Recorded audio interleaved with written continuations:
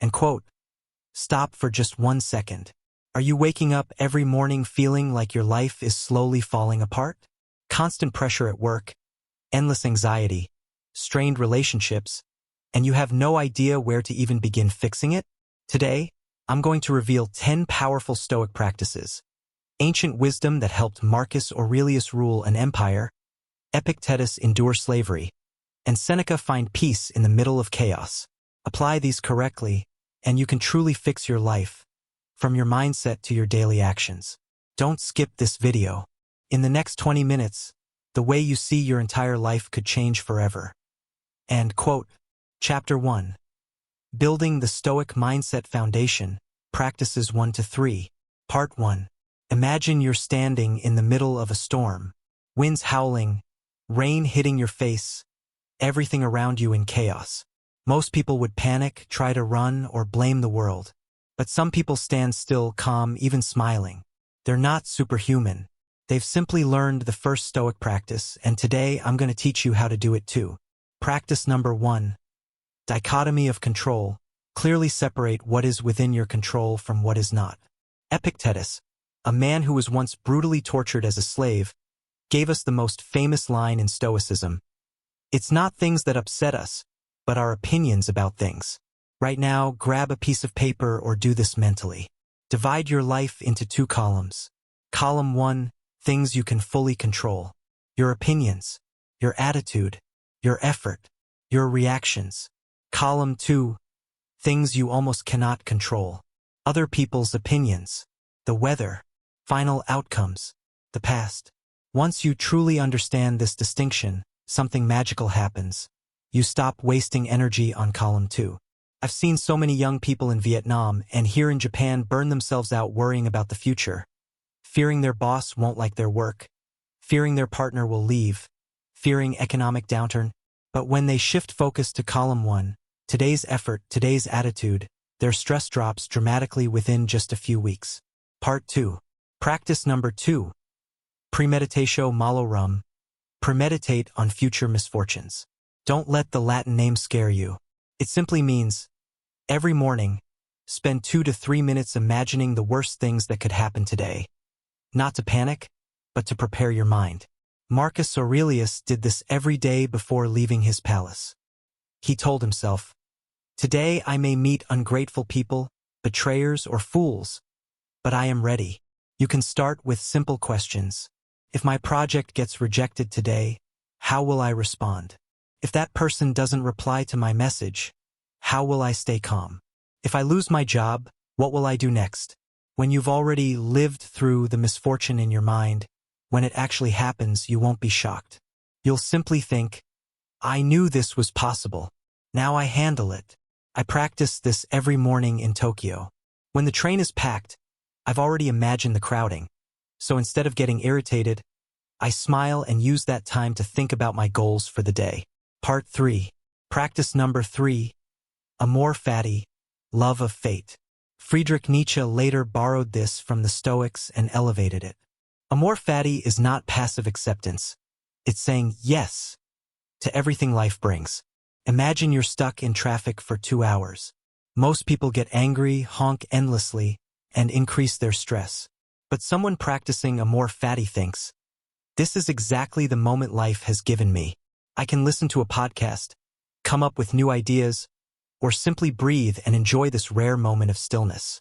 Amor fati turns you from a victim into a co-creator of your life. I once went through a very tough period at work with clients canceling contracts nonstop. Instead of complaining, why me? I asked, what is this teaching me, and how can I love it? The result?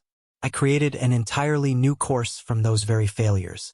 When you combine these 3, dichotomy of control, premeditatio malorum, and amor fati, you build a mindset that is almost impossible to shake. This is the first step to truly fix your life. Chapter 2. Training inner resilience. Practices 4 to 6. Part 1. You've built a solid mindset foundation. Now it's time to upgrade your inner resilience, because even the best mindset collapses without strength to endure. Practice number 4. Memento mori, remember you will die. Sounds a bit dark, doesn't it? But this is actually the most powerful medicine to stop procrastinating and live fully. Marcus Aurelius reminded himself every morning, "Today could be my last day." Seneca said, "We don't lack time, we waste it." Try this simple practice.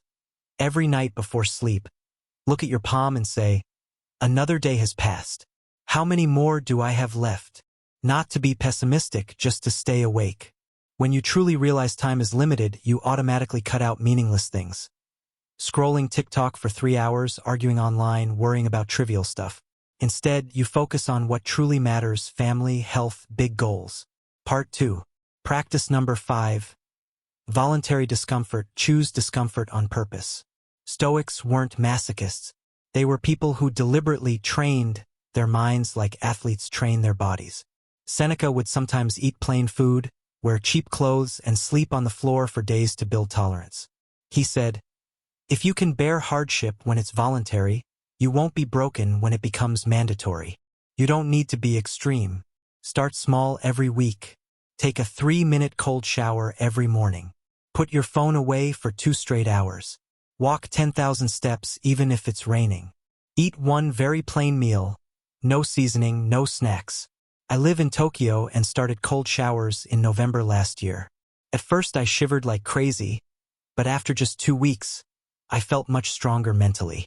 When deadlines pile up or difficult clients appear, I no longer panic, because my mind is already used to voluntary discomfort. Part 3. Practice number 6. Stoic Journal. Write a Stoic journal every day. This is the most powerful tool to turn knowledge into habit. Every night, spend exactly 10 minutes writing 3 things. What did I do well today according to Stoicism? Where did I go wrong today? No blaming others. Only look at yourself. What will I improve tomorrow? Be very specific. Epictetus and Marcus Aurelius both kept journals. Marcus's Meditations was actually his personal Stoic journal, and it's still valuable after 2,000 years. I've kept this journal for over 3 years. Every time I reread old entries, I clearly see my progress. From someone who easily got angry over small things to someone much calmer, more decisive, and happier.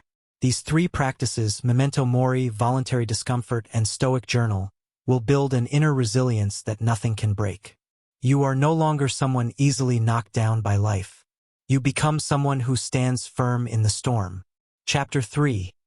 Establishing Daily Stoic Habits. Practices 7 to 9. Part 1. You now have the foundation and resilience. It's time to turn Stoicism into the natural rhythm of your day, no longer theory, but automatic habits you do every morning and evening. Practice number 7.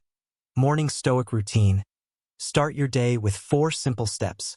Most people wake up, grab their phone, check emails and news, and let the day control them. Stoics do the opposite. They begin with a short 10 to 12-minute ritual that sets the right direction for the next 24 hours.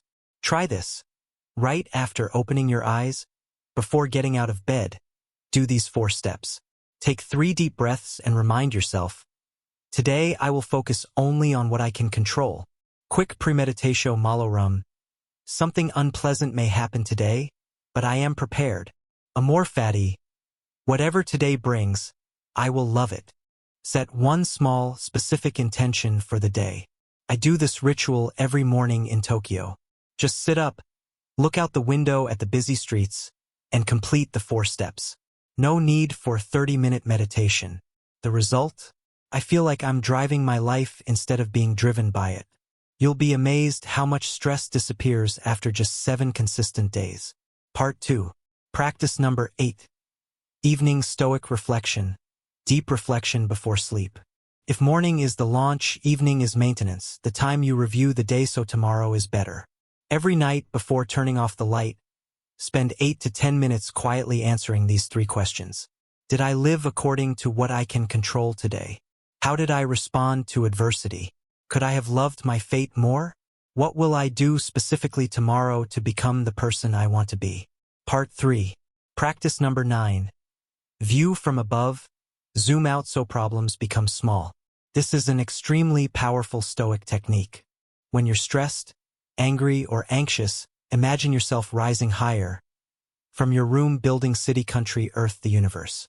From that height, your problem is just, he would ask himself, will this matter in 100 years?